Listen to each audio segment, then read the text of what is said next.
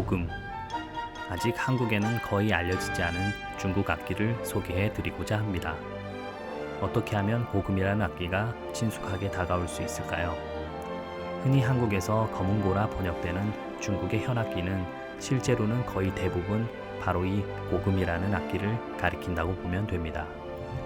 고금을 한국에서 검은고라 잘못 번역하여 고금이라는 용어를 들어볼 기회조차 많지 않습니다. 고금은 현존하는 세계에서 가장 오래된 현악기로 공자가 직접 연주하고 사랑했던 악기, 세종대왕이 직접 연주했던 악기입니다. 금, 기, 서, 화. 고금, 바둑, 서예, 수묵화. 문인이 익혀야 할 소양 중에서도 으뜸이 바로 이 고금입니다. 금은 복희씨가 창제하고 순임금까지는 오현금을 연주했으나 주문왕과 주무왕이 각각 1현씩을 추가하여 7현금이 되었다고 전해집니다. 중국에서도 고금은 정신수양의 수단으로 여겨지는 악기의 특성상 대중적이지는 못했지만 2008년 북경 하계올림픽 개막식에서 소개된 이후 대중의 큰 관심을 받게 되었습니다. That instrument is a guqin. I hope I pronounced that correctly, Joshua. And that sound, Bob, that the almost mournful noise that comes from those strings is something that reaches right into the heart of any Chinese. That instrument is sometimes called the father of Chinese music, or even sometimes the instrument of the sages.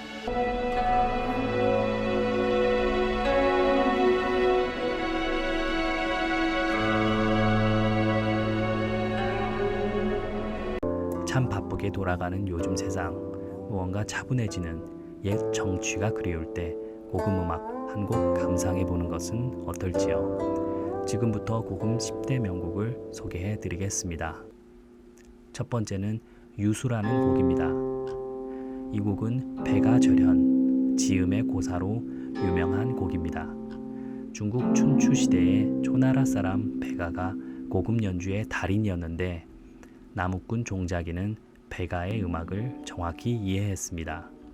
백아가 고금으로 높은 산을 표현하면 종자기는 하늘 높이 우뚝 솟은 느낌이 마치 태산과도 같구나 라고 했고, 백아가 강을 상상하며 연주하면 종자기는 도도하게 흘러가는 선율이 마치 흐르는 물과 같구나 라고 맞장구를 쳐주었습니다. 그런데 종자기가 갑자기 병으로 세상을 등지자 백아는 고금의 준을 끊어버리고 다시는 검은고 연주를 하지 않았다고 합니다. 깊은 속마음까지 서로를 알아주는 벗을 지음이라고 하는데요. 바로 이 고금이라는 악기와 직접적으로 관련이 있습니다. 두 번째 곡은 광릉산입니다. 광릉산은 고금의 대표곡 중 하나라고 할 수 있는데요. 비장하면서 애잔하고 울분과 투쟁이 어우러진 기계를 표현한 명곡입니다. 원래 곡 제목은 섭정자한왕곡으로 전국시대 칼을 만드는 기회를 지키지 못해 피살된 아버지의 복수를 위해 고금을 배워 결국 한왕을 죽이고 자신도 자결한 섭정의 비장한 이야기를 담은 곡이지만, 후에 위진남북조 시기 중림칠연에서도 가장 유명한 해강이 형장의 이슬로 사라지기 전 이 곡을 연주하고 이제 광릉산은 맥이 끊겼구나 라는 말을 남겨 더욱 유명해졌습니다.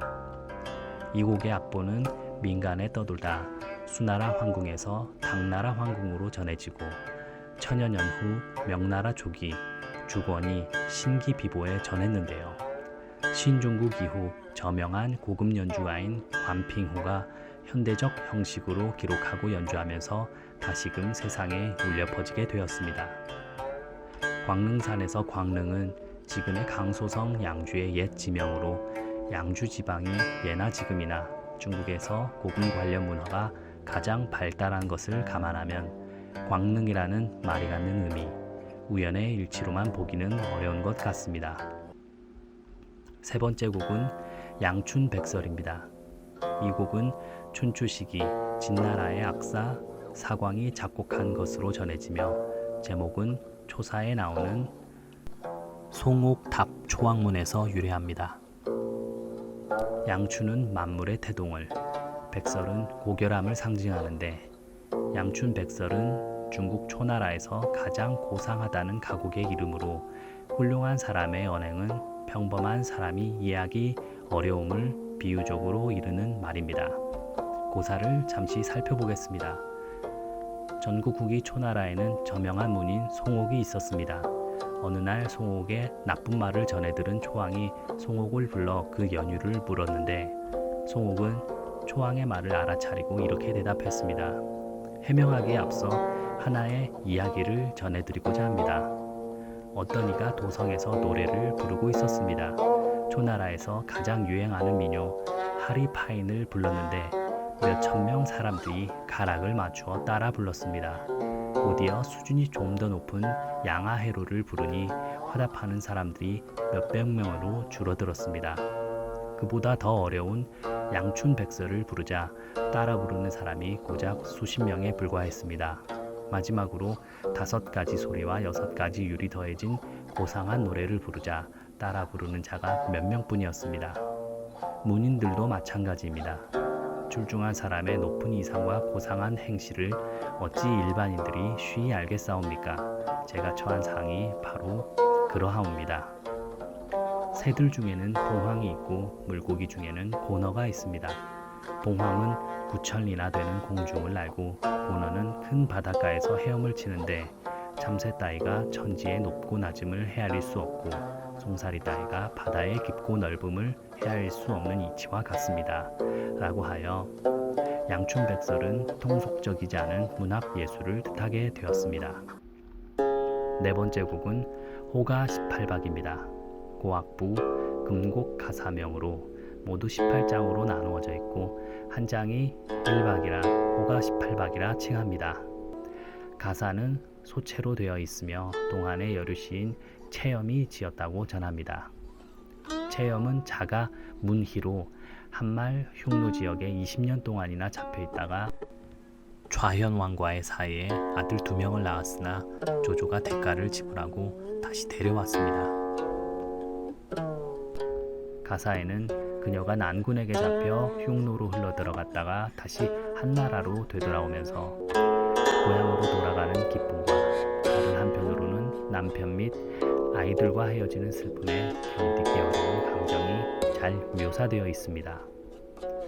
나와 어린 자식들 각각 한쪽 끝에 있어 해는 동쪽 끝에서 달은 서쪽 끝에서 서로 바라보기만 할 뿐 만날 수 없으며 몹시 슬퍼 창자가 끊어지는 듯하네. 옛 원한이 사라지니 새 원한이 자라난다네. 문인은 이렇듯 복잡한 심정을 우문으로 쓰고 고금으로 반주하여 수준 높은 예술 작품을 이뤄냈습니다. 5번째 곡은 매화삼농입니다. 매화삼농은 지금 듣고 계시듯이 선율이 명확한 특징이 있습니다. 중국 전통 예술 중에서 매화를 표현한 것 중에서는 으뜸이라 평가받습니다. 오동은 천년의 세월을 늙어가면서도 고금의 소리를 내고 매화는 한평생을 춥게 살아도 향기를 팔지 않는다는 말이 있습니다. 동진의 항이가 처음에는 피리로 작곡한 것을 후에 고금으로 연주하기 시작했다고 하는데요. 하모닉스로 주요 멜로디를 연주하는 부분이 3번 반복되어 삼농이라 합니다. 매화는 꽃 중에서 고결함을 상징하고 고금은 악기 중에서 고결함을 상징하는데요. 하모닉스로 연주하는 부분과 농현으로 연주하는 부분이 절묘하게 어울려 선비의 지조와 절개를 예술적으로 나타내는 곡이라고 할 수 있습니다. 6번째 곡은 양관 삼첩입니다. 당대의 시인 왕류의 송원 이사 안서의 장면, 친구와 이별하는 석별의 정을 곡으로 만든 것이 바로 양관 삼첩입니다. 渭城朝雨浥轻尘，客舍青青柳色新。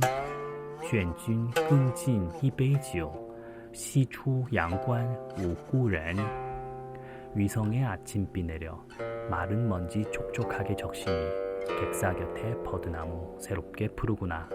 그대에게 다시 술 한 잔을 권하노니 서쪽으로 양관을 나서면 언제 다시 만날 수 있으리. 양관은 오늘날 중국 북서부의 감숙성에 위치해 있는 관문으로 옥문관과 함께 중국 서쪽의 경계에 놓인 관문이었습니다. 왕유는 위성, 즉 오늘날의 서안에서 관문 밖으로 떠나가는 친구에게 석별의 자리에서 이 시를 지었습니다.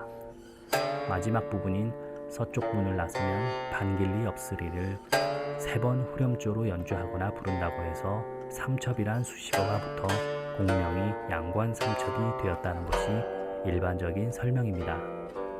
7번째 곡은 취여창만입니다.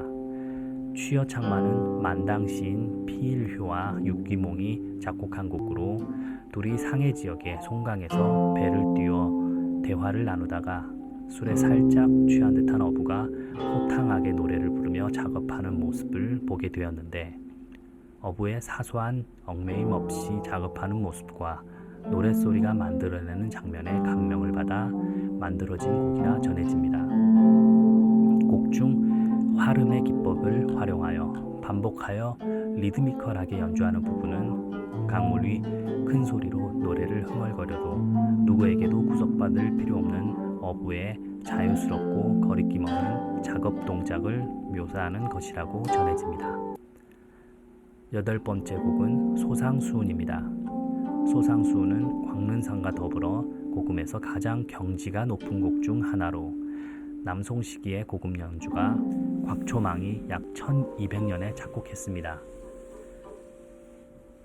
곽초망은 절파의 창시인으로 온주가 고향이지만 몽고군의 침략으로 호남 형산 부근으로 피난해 거주하며 소와 상의 두 물줄기가 합류하는 지역을 거닐곤 했습니다. 곡을 감상해보면 곽초망이 매번 전설 속 순임금이 묻혀있다는 구이산을 바라보며 소상관과 동정호의 물이 수증기가 되어 차올라 구름이 되고 구이산을 휘감고 오르내리다가 다시 비가 되는 일련의 자유로운 모습을 상상하며 몽고군의 산천을 내어줄 수밖에 없는 울분을 삭혔을 마음이 고스란히 전해집니다. 곡은 신기비보에 전해지는데 총 10단락으로 곡의 심상이 명확히 묘사되어 있습니다. 각 단락의 제목을 살펴보면 다음과 같습니다. 동정연우, 동정호의 안개비, 강한 서청, 맑게갠 하늘과 오색 찬란한 노을, 천광운현, 멀리 하늘빛과 구이산에 비친 구름의 그림자, 수접천운, 아득히 먼 산에서 안개가 걷히며 희미하게 보여 경계를 잃어버림, 랑권운비, 구름이 파도를 치듯 하늘 위에서 휘몰아침, 풍기운용, 바람이 거세지며 구름이 하늘에 가득 참, 수천일벽, 물과 하늘의 경계가 모호하여 하나의 파란색으로 어우러진 한강월랭, 차가운 강물과 한기를 뿜은 듯 모호한 달빛, 만리징파, 만리의 맑은 물결이 소용돌이침, 영한만상, 구름과 달빛의 그림자는 만물을 비춤. 9번째 곡은 평사나간입니다. 명나라 때는 이 곡을 나간평사라고 불렀는데요. 말 그대로 기러기가 평평한 모래밭에 내려앉는다는 뜻입니다. 멜로디의 선율이 명확하고 중독성이 있어 많은 사람들이 고금 최애 곡으로 꼽기도 합니다. 이 곡을 듣고 있노라면 큰 기러기가 하늘을 활공하며 긴 여정을 떠나고 잠시 모래밭에서 쉬었다가 다시 하늘로 올라가 시야에서 사라지는 장면이 그려지는데요. 곡에 대한 해석은 악보에 따라 각기 다릅니다. 어떤 이는 맑은 가을 떨어지는 낙엽을 배경으로 활공하는 기러기를 상상하고, 어떤 이는 저녁 노을 잔잔하게 금빛으로 반짝이는 모래밭에 기러기를 상상합니다. 멀리서 기러기가 다가오고 이따금씩 들려오는 기러기의 울음소리를 통하여 기러기가 모래밭에 내려앉기 전에 하늘을 돌면서 살펴보는 광경이 곡의 이미지를 차지합니다.燕雀安知鸿鹄之志，제비나 참새 따위가 어찌 기러기나 고니의 뜻을 알겠느냐 라는 말에서 알 수 있듯이 큰 기러기는 중국 문학에서 지조와 절개가 있는 선비를 상징하기도 합니다. 곡을 듣고 있노라면 울음소리의 묘사가 애절하게 다가오기도 하는데요. 곡자는 은둔하며 지내는 선비의 마음을 표현한 것이라고 말하기도 합니다. 그래서인지 곡조가 우아하고 속되지 않으며 듣고 들어도 질리지 않는 멜로디를 자랑합니다. 10번째 곡은 어초문답입니다.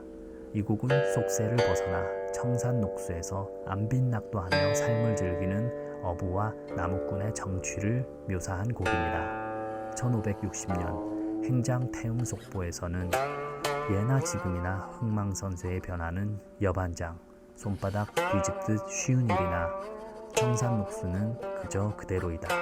다만 어부와 나무꾼이 주고받는 말에 기탁할 뿐이다. 라고 곡의 느낌을 기록하고 있는데요. 이 곡을 듣고 있노라면 속세의 속박과 굴레에서 벗어나 평정심을 찾을 수 있게 됩니다. 곡의 구성은 어부와 나무꾼이 대화를 주고받는 형식으로 이루어졌으며 깊은 산속에서 강물까지의 유유자적한 풍경 묘사에서 시작하여 나무꾼이 나무하는 소리 등의 묘사가 어우러져 한 폭의 수묵화 속 이야기를 듣고 있는 듯한 풍경을 전달해 줍니다. 지금까지 고금과 고금 10대 명곡에 대해 살펴보았습니다. 문인이 익혀야 할 기해인 금기서화 중에서 바둑, 서예, 수묵화는 우리나라에 뿌리를 내린 반면 고금은 이름조차 생소한데요. 이번 영상을 통해 고금을 조금이나마 이해하는 데 도움이 되었기를 바랍니다.